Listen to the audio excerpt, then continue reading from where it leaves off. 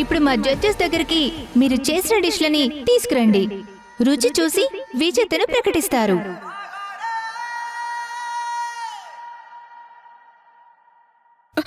త్వరగా వెళ్ళు.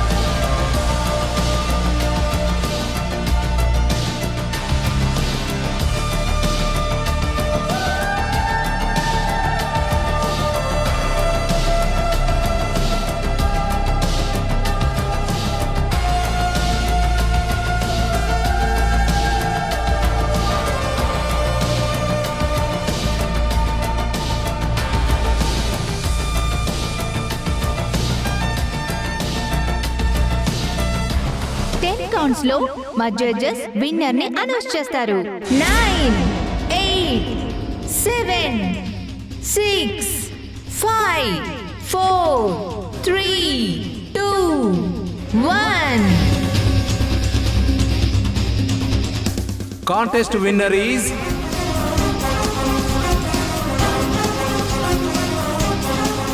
Siri.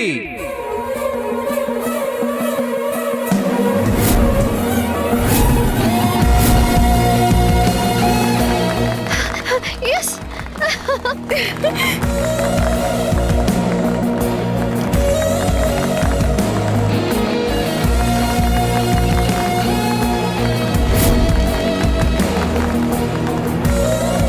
అలా ఎలా విన్నర్ని డిసైడ్ చేస్తారండి?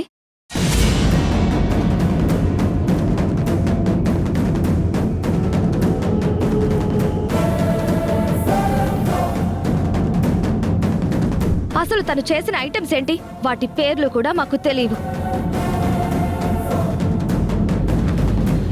పైగా చూడండి, చూడ్డానికి ఎలా ఉన్నాయో, నల్లగా రాళ్లలాగా.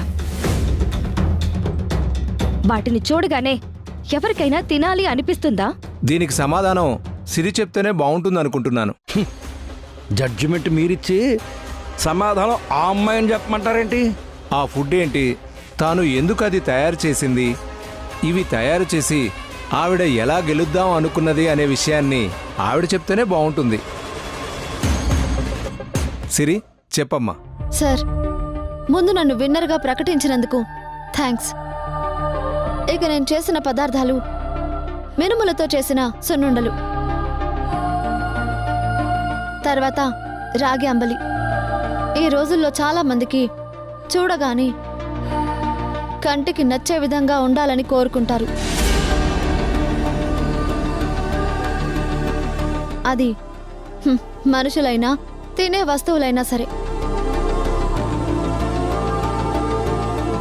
కానీ సమస్య ఏంటంటే ఛాయ మినప్పప్పు, చక్కెర తెల్లగా కంటికి ఇంపుగా ఉంటాయి. వాటి వల్ల ఉపయోగాల కన్నా ప్రమాదమే ఎక్కువ.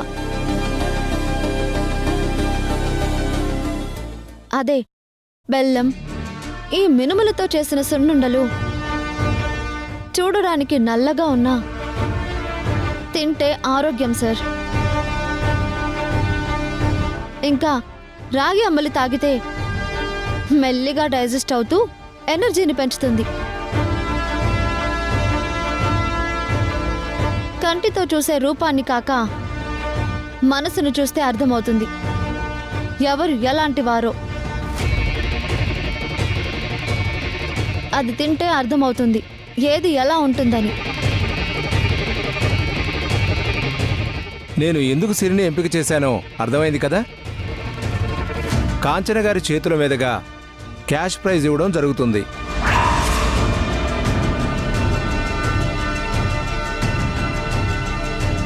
ఇంటర్నేషనల్ ఫుడ్ ఫెస్టివల్కి సిరిని సెలెక్ట్ చేస్తున్నాము.